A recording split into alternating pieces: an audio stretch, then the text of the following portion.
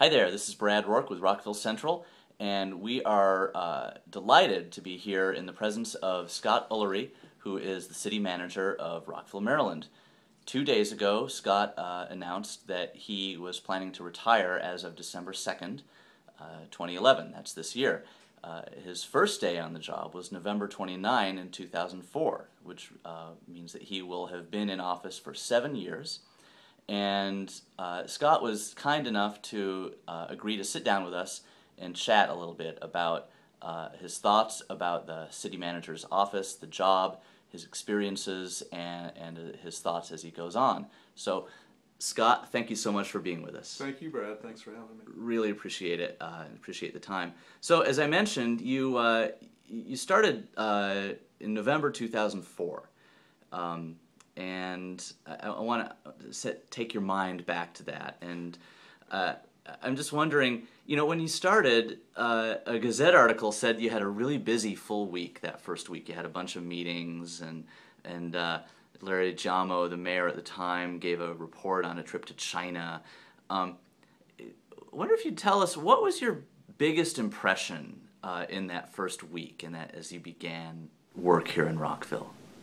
Well, I was very excited to begin work here in Rockville and at D.C. area, and Rockville in particular. It's a very different place from where I'd come from in my last job in California. Mm-hmm. Prior to that in Arizona, all my professional life was in the West, so it's a much different kind of an atmosphere here. But in November 2004, there was no escaping the fact that the new town square was at that point the excavation had begun, the construction had begun, and there was just complete and total focus on that project.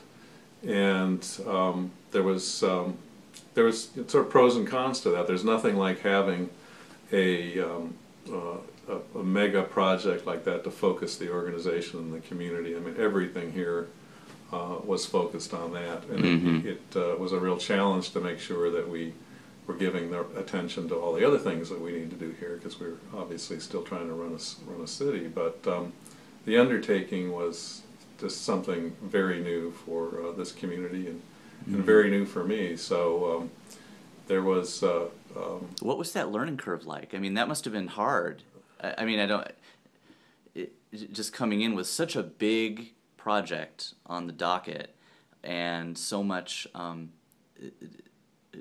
putting so much of the city's energy into it, and it's an unaccustomed project for the city too. It's not right. People don't build multi-million-dollar developments that are going to remake the tenor of the city every day. Right. So what was that like? Well,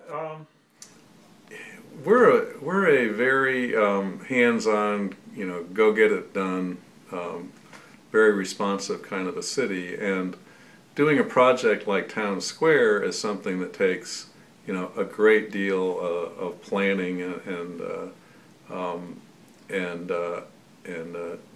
attention to detail in the execution. And Rockville did a terrific job of mobilizing the community and developing the vision and the plan and partnering. However, the organization here, being a very flat organization, and our resources, there's no one sitting around here waiting to get an assignment to be the project manager for Town Square. So we had this mega project, and the project management structure here for that project, even though the hole was in the ground, really wasn't as strong as it needed to be. And so we needed to work on that. Yeah. That was something we had to spend a lot of time and attention. Yeah, you probably had to invent that from scratch almost, right? Well, I mean, a lot had been done. I'm not saying that people didn't know that you needed project management. We had a lot in place, but we had a lot that people didn't have the experience with that kind of project, and we had to sort of do that on the run. And, right. So that was a challenge early on, but.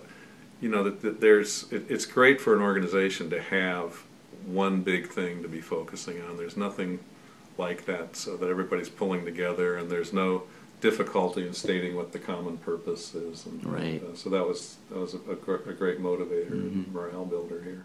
So fast forward 7 years now. What's what are one or two of the biggest ways you think being in your job has changed? What it's like for you to be city manager? What are one or two of the big things that have changed so far? Well, I don't know that the job has changed at all. I think that the kinds of things that we've done over the last 7 years and the changes that have resulted, I think, are largely come from having completed Town Square. We have I had the privilege of and the good fortune really to hire all but 3 of the department heads and the entire city manager staff here. So that's changed. Our executive team is much different. There's been just a lot of important regulatory requirements from the state and the feds that weren't around when I got here, particularly. So there's new ones, in other words. Yeah, there's new and harder ones. New mandates. The stormwater one is a big one. But I think some of the things that are different are we have in place now, where we didn't have this 7 years ago, is that we have really good systems in place now to take care of our physical infrastructure. We were primarily if it breaks, go out and fix it. I'm exaggerating somewhat to make a point, but we didn't have the kind of strategic, systematic approach to managing and paying attention to our physical infrastructure, our water pipes, our sewer pipes, our stormwater, our bridges. And we have really done a great job, and our Public Works Director, Craig Simino, is just an outstanding leader and has helped the city immensely. And now having regular assessment and PM programs to take care of that. So PM being periodic maintenance. Yeah, just preventive maintenance. And so that's been a big change. I think also in the city's finances, there's been big changes in the budgeting process. One of the things I was charged with when I came here by the city council was, and as I made the assessment here, recommended that we needed to march through these various city funds and get them, in good financial shape. We had a number of funds that weren't doing so well, and I'm happy that right now, even in despite of the difficult economic times, we've since then gained and retained a AAA bond rating. But even more importantly, all of our major utility funds and our general funds are in good shape. We've I think managed and husbanded our resources very well. That's not something that I knew about our AAA bond rating, which I think we're justifiably proud of. That it's not something we always had. Right. That we didn't have it, and we attained it, and now it's important to retain. So that's a wonderful accomplishment. Are there other? And you mentioned a few others. I wonder if there's, just thinking about your accomplishments over the last 7 years, are there others that stand out that you're particularly happy with? I am. I alluded to one of them, and I think the thing I'm probably most proud of are the people that I've been able to hire and retain here. It's just an incredible group of professionals here, and I've got the privilege and the benefit of having a great place to attract. People want to come to this area, and Rockville in particular is just an ideal city for municipal professionals, because we do virtually everything here that a full-service city does, the exception perhaps of a fire department.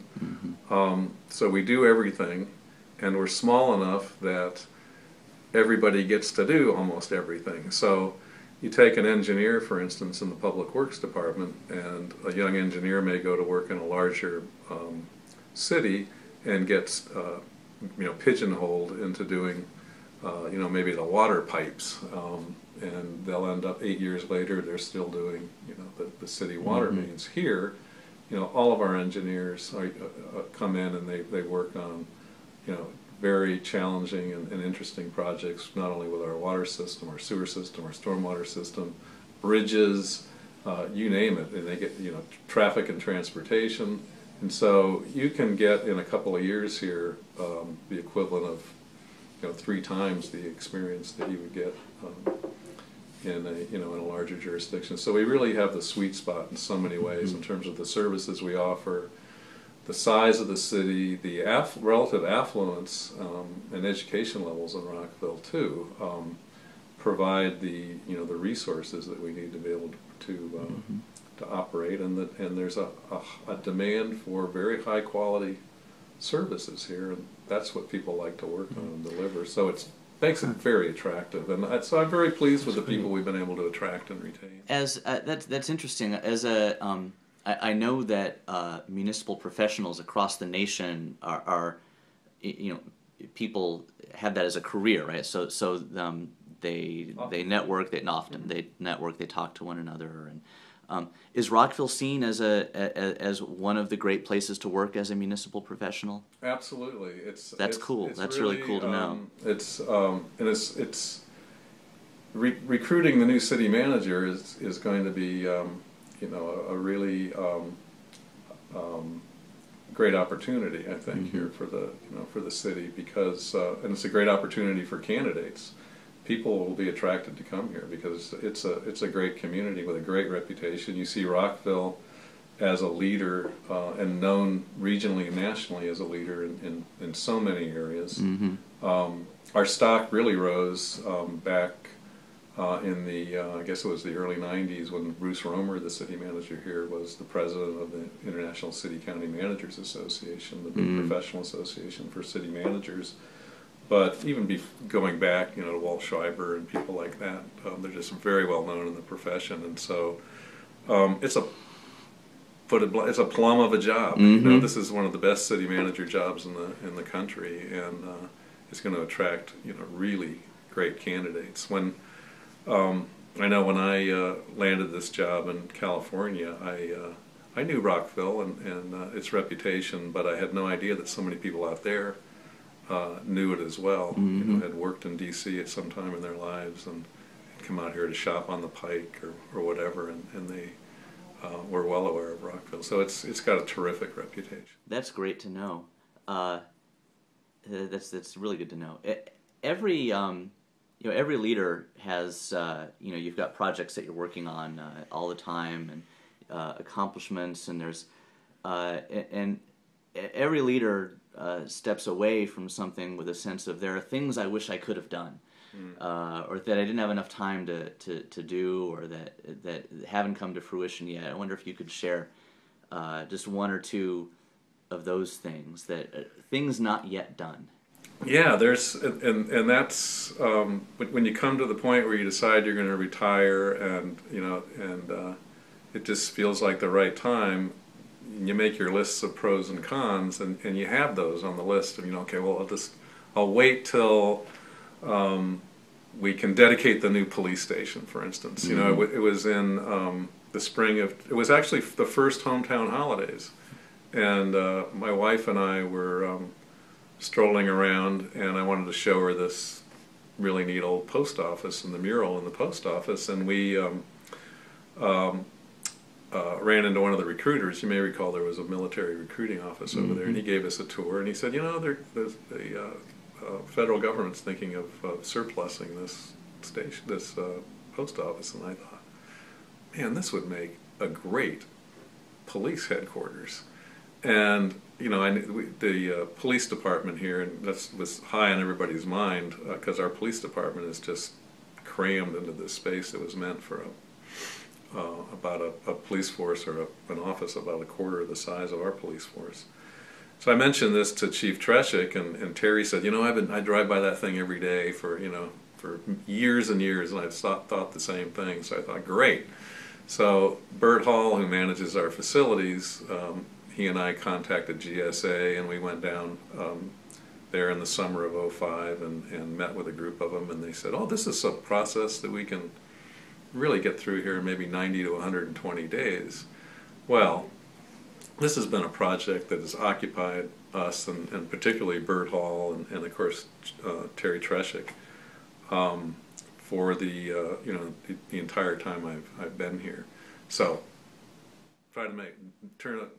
It's too long of a story, but one of the things is be nice to be here for the dedication of the police department. Another thing we really need to move forward on is our technology here, and we did get we had the council just approve our information technology plan, get ourselves more up to speed in those areas.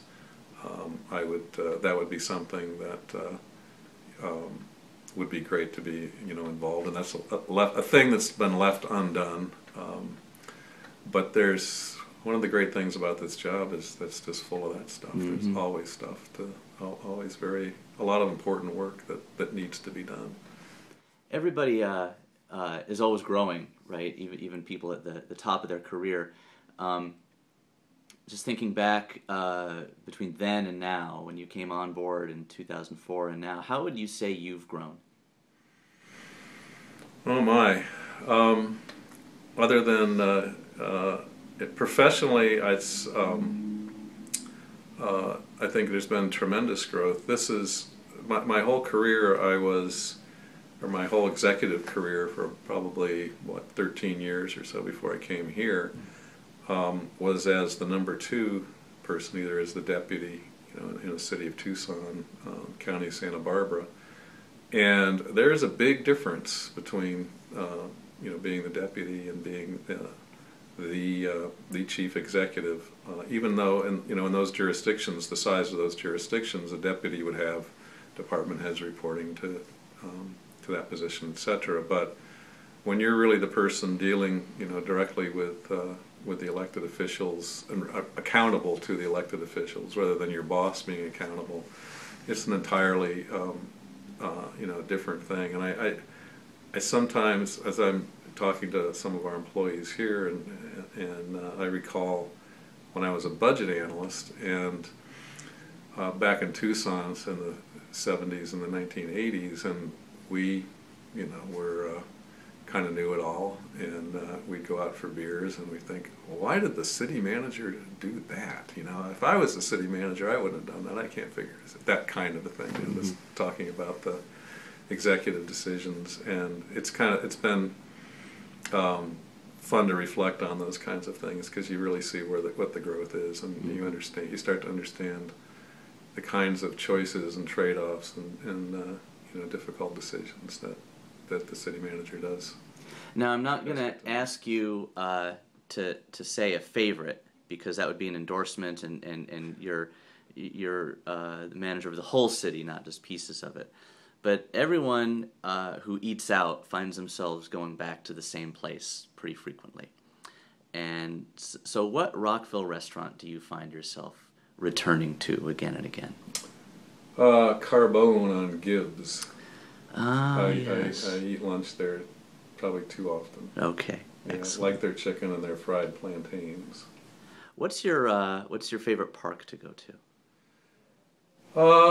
Well, my favorite park to go to, and this is maybe a little self-serving, but it's my wife calls it Ullery Park. And there's that, and what it is the segment of Friends Park that is on the sort of southwest corner of 28 and Great Falls Road. There's the church, and there's a cemetery, and there's that Friends Park. And we had a complaint one day from a request one day from one of the neighbors. In fact, it was Aaron, who lives right there in the house, and he's saying, this place is a mess. It was a tangle of bushes. It wasn't maintained. And so I put the property maintenance people on that, and I said, well, who owns that property? And so they went and did research. Long story short, turned out to be city property. And I said, well, all right, let's turn it into a pocket park. Here's a major intersection, a real pretty part of town, residential part of town. And what had happened, it was part of Friends Park, and then I guess when Jefferson came through years ago, it split it, and then I may have that wrong. Forgive me, those of you who were here at the time. But that's what I would imagine happened. And so we fixed it up into a nice little. They fixed it up into a nice little park. So I walk my dog through there almost every day, and we put a little sidewalk through there. So I do like that. I love the town square park. I spend a lot of time walking down to Dogwood Park. I like that. The ones that are in my neighborhood. There's a tradition when the Oval Office changes hands that the outgoing president writes a letter to the incoming president, puts it in a drawer of the desk, and it's advice to the new person. And I'm sure there's a lot of like top secret stuff in that that we're not ever allowed to see. But if you just had one or two things that you would suggest to a generic successor of yours, what might that be? Boy, something that would be, well, as I said, there's going to be the candidates, and the person that's hired here is going to be a really, I think, experienced, high-quality city manager, and I think the important things probably wouldn't need to remind this person of is that you can't do this job by yourself, and you don't have to do this job by yourself. There's so much excellence here in the organization and in the community, and particularly this community, and just can't overemphasize the need to avail yourself of that to ensure your success. And boy, there aren't any deep, dark secrets. I hate to disappoint people, but I